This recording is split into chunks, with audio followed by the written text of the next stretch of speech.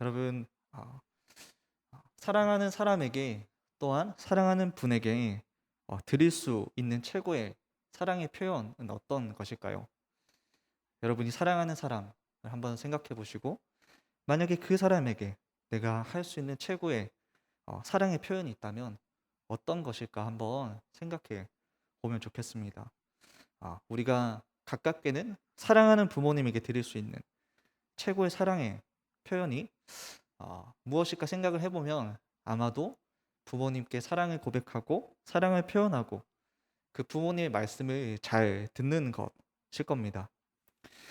동일하게 하나님께 드릴 수 있는 최고의 사랑의 표현도 하나님께 사랑을 표현하고 하나님의 말씀, 하나님의 뜻을 따르는 것일 것입니다. 그것을 오늘 말씀을 통해서 한번 살펴보고자 합니다.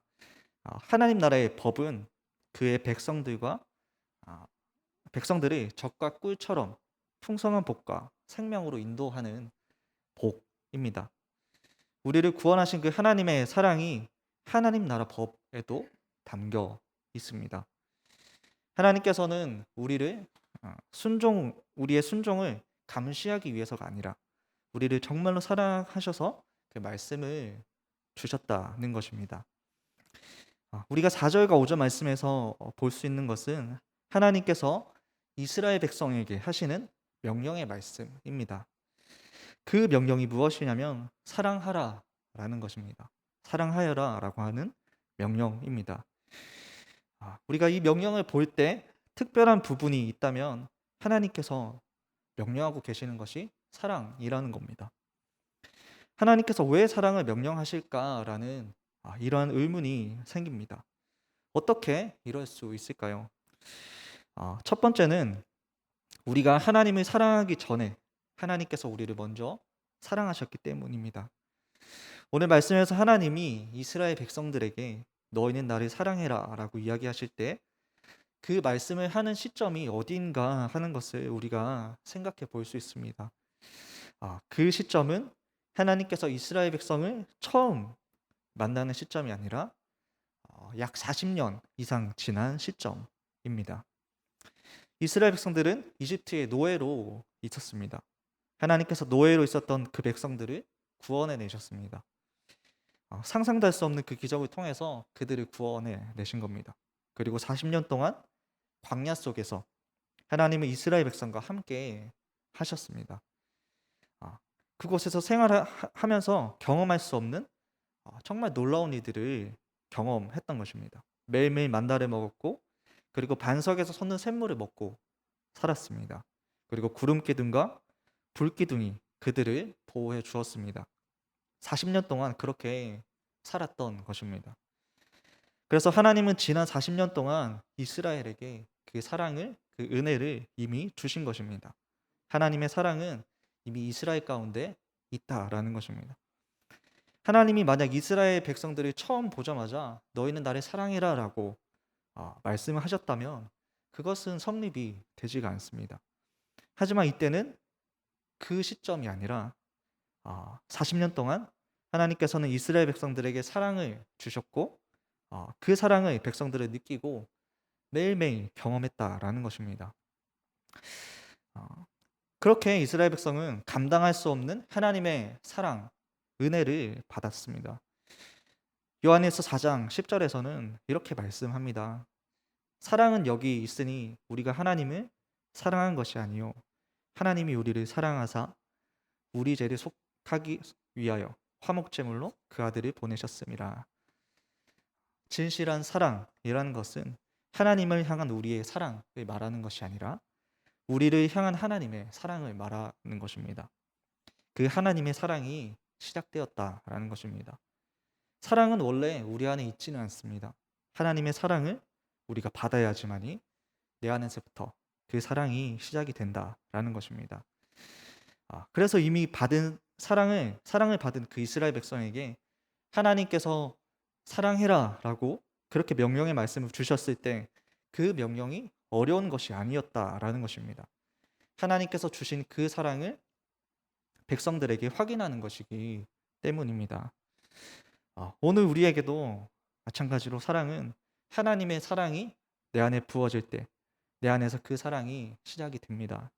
그래서 내가 하나님을 사랑할 때 내가 사랑하려고 애를 써서 사랑하게 되는 것이 아니라 나를 사랑하시는 그 하나님의 사랑을 내가 경험하고 그 사랑이 내 안에 부어지면 내 안에서 하나님을 향한 사랑이 시작이 된다라는 것입니다.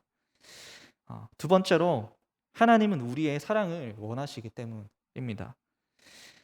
여러분 온 마음을 다해 하나님을 사랑하라라고 말씀하시는 그 이유는 하나님께서 단순하게 우리의 사랑을 원하시기 때문입니다. 하나님은 우리를 하나님을 사랑하도록 그렇게 프로그램된 로봇으로 창조하지 않으셨습니다. 하나님은 우리에게 자유를 주셨고 그 자유는 우리가 노라고 말할 수 있는 자유입니다. 나는 하나님께 노라고 말을 할 수는 있지만 그러나 하나님께서는 우리가 하나님께 사랑한다라고 말하게 되기를 기대하시고 기다리시는 것입니다. 어떻게 기다리시냐면 하나님의 사랑을 부어 주시는 것입니다. 모든 것을 쏟아 부어 주시고 하나님의 사랑을 보여 주시는 것입니다. 하나님께서 그렇게 주실 수 있는 최고의 표현은 바로 하나님의 아들 예수님입니다. 하나님은 더 주다 못하셔서 가장 소중한 아들을 주셨습니다. 그런데 예수님의 제자들, 요한복음 21장에 제자들은 십자가 사건 이후에 뿔뿔이 흩어지게 되었습니다. 그들은 예수님의 부활을 받는데도 자기 갈 길을 갔습니다. 예수님께서 베드로를 찾아오셔서 내가 나를 사랑하느냐라고 질문을 하셨죠. 배신하고 도망갔던 그에게 예수님께서 찾아오신 것입니다. 하나님께서 모든 것을 쏟아 부으신 후에 내가 나를 사랑하느냐라고 다시 물어보셨습니다. 주님은 이 질문의 의도는 사랑을 원하시는 것입니다. 우리가 베드로의 인생을 볼 때 베드로의 인생은 예수님을 알고 그 순간에 즉시 바뀌지는 않았습니다. 그가 실패하고 물고기를 잡으러 갔을 때 예수님께서 그에게 네가 나를 사랑하느냐라고 물으셨을 때 그의 인생이 새로운 전환점을 맞이하게 되었던 것입니다. 그 순간에 베드로를 향한 사랑과 주님을 향한 사랑이 만나게 된 것입니다. 그때 내 양을 먹이라는 새로운 부르심이 그에게 주어졌던 것입니다.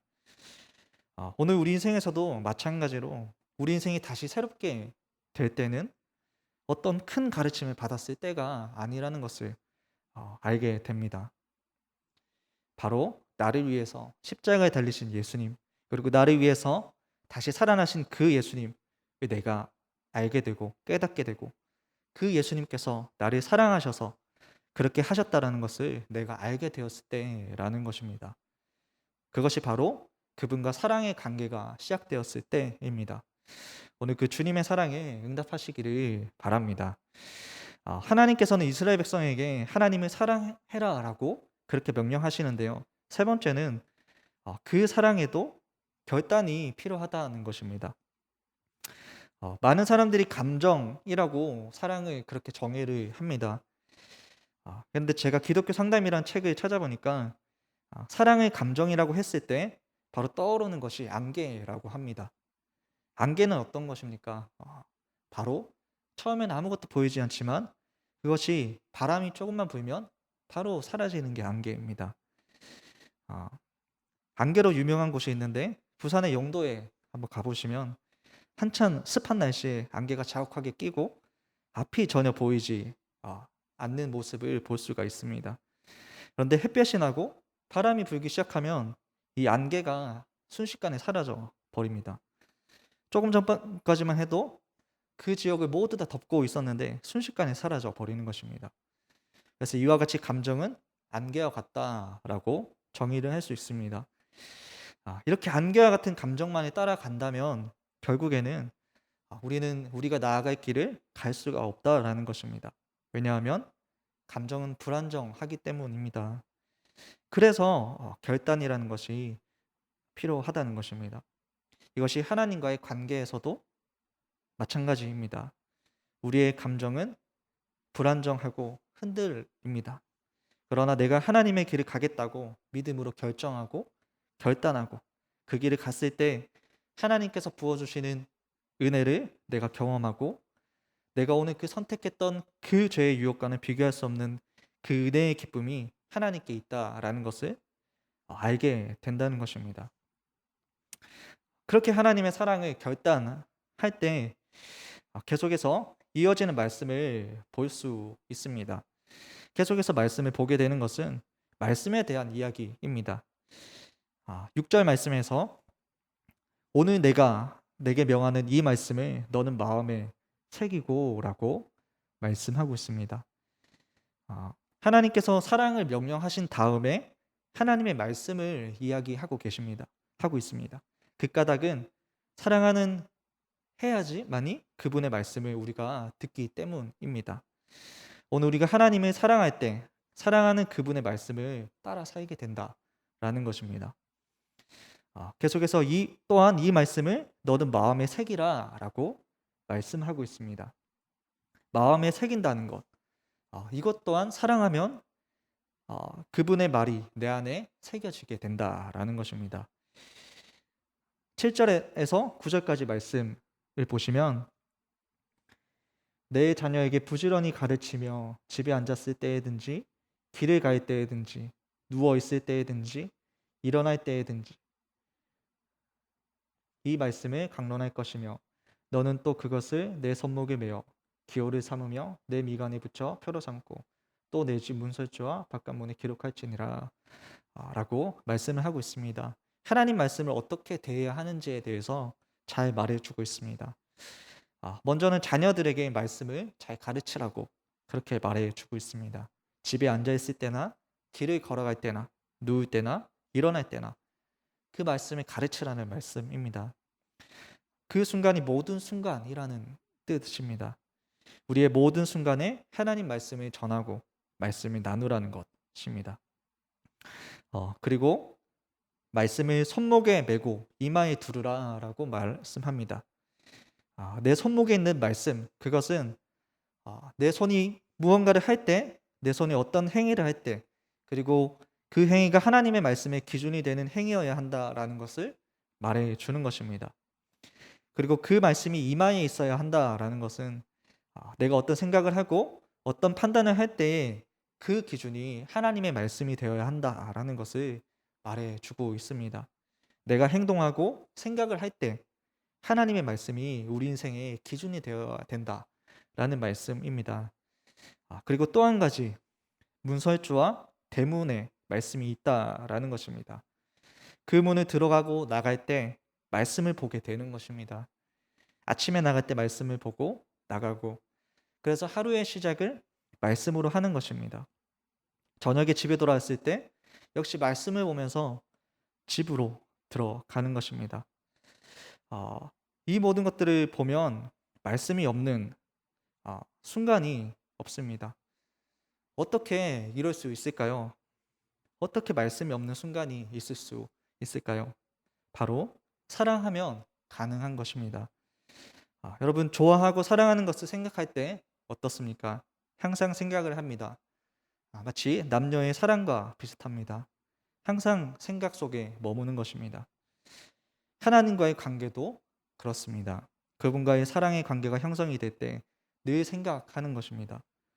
오늘 하나님을 향한 사랑이 우리에게도 부어지기를 바랍니다. 그래서 오늘 우리 삶 속에서도 말씀이 언제나 있게 되고 일어설 때나 앉을 때나 집에 있을 때나 나갈 때나 그 말씀이 우리 안에 있게 되기를 바랍니다. 오늘 하나님을 사랑하라 라고 말씀하시는 것은 하나님과 함께하는 그러한 새로운 삶으로의 초대인 줄 믿습니다. 오늘 그 주님의 음성에 응답하시는 저와 여러분 되기를 바랍니다. 우리 함께 기도하도록 하겠습니다.